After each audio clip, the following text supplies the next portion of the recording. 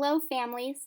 Welcome to our Eduversity series, where we help expand your perspective with books about diversity and cultural differences. My name is Mrs. Elisio, and today I will be reading the book Sulwe by Lupita Nyong'o. This book has helped open my heart and mind by reminding me to look for strength in myself and beauty in the world around me. My hope is that you will find your own personal message in this book. Sulwe. Sulwe was born the color of midnight. She looked nothing like her family, not even a little, not even at all. Mama was the color of dawn, Baba the color of dusk, and Mitch, her sister, was the color of high noon. Hardly anyone at school looked like Sulwe either. People gave her sister Mitch pet names like Sunshine and Ray and Beauty. People gave Sulwe names like Blackie and Darky and Night. Sulwe felt hurt every time. So she hid away while her sister made lots of friends.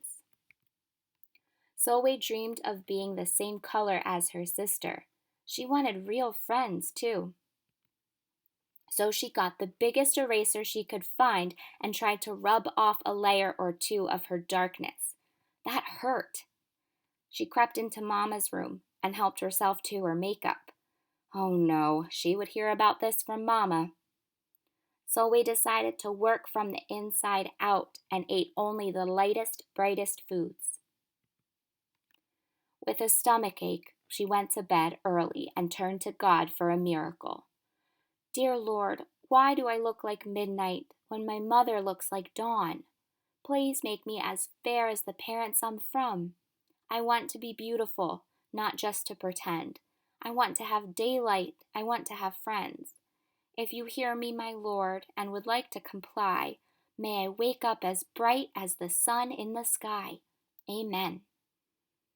When Mama came in to wake her for school the next morning, Sulwe rose to find not a trace of daylight in her midnight skin. Sulwe told Mama everything. Mama asked, "What is your name?" "Sulwe," she muttered. "And what does it mean?" "Star," Sulwe whispered. "Brightness is not in your skin, my love. Brightness is just who you are. As for beauty," Mama said, rubbing Sulwe's stomach the way she always did to comfort her, "you are beautiful." Sulwe sighed. "Well, you are beautiful to me, but you can't rely on what you look like to make you feel beautiful, my sweet. Real beauty comes from your mind and your heart. It begins with how you see yourself, not how others see you. Now up you get and out you go." How could she, as dark as she was, have brightness in her? How could she have beauty when no one but her mother seemed to see it? How could she be a star? That night, a shooting star appeared at Sulwe's window. "The night sent me," the star said. "Come with me." Sulwe hopped onto the star, and off they went. "Long ago, at the beginning of time," said the star, "there was night and day, and they were sisters. They loved each other very much, but people didn't treat the sisters the same. People gave Day pet names like lovely and nice and pretty. People gave Night names like scary and bad and ugly. She felt hurt every time.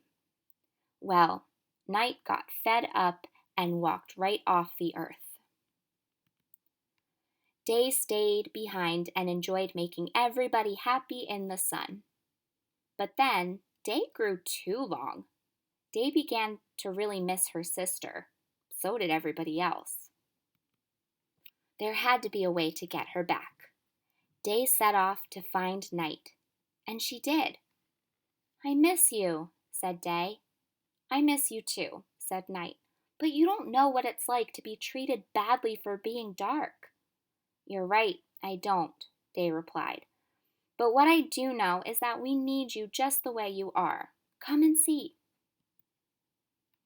Night returned, and the people rejoiced. "We need the darkest night to get the deepest rest. We need you so that we can grow and dream and keep our secrets to ourselves." The stars chimed in.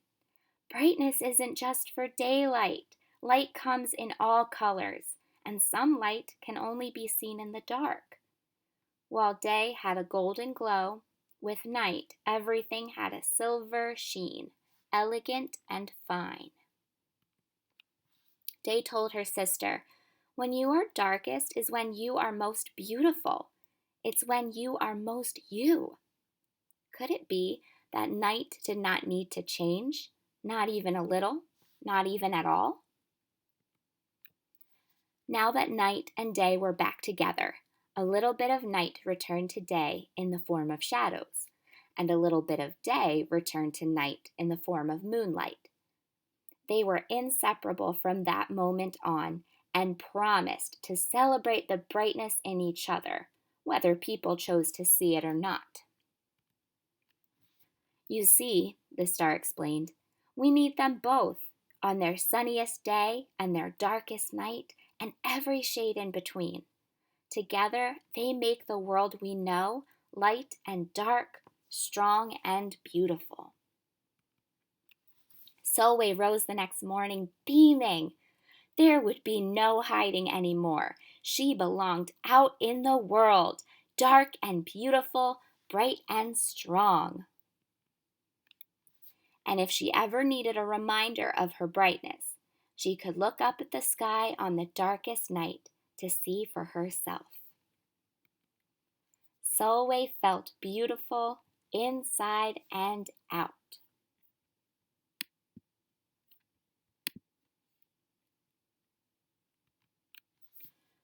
When people call Sulwe names, she feels hurt every time.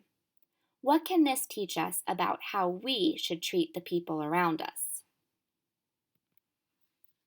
Sulwe wants to change her appearance and have friends. Have you ever wanted to change something about yourself? How did this make you feel? Sulwe learns that she belongs in the world. She is dark and beautiful, bright and strong. Write a list of things you love about yourself. Use this list to remind yourself that you are amazing, inside and out.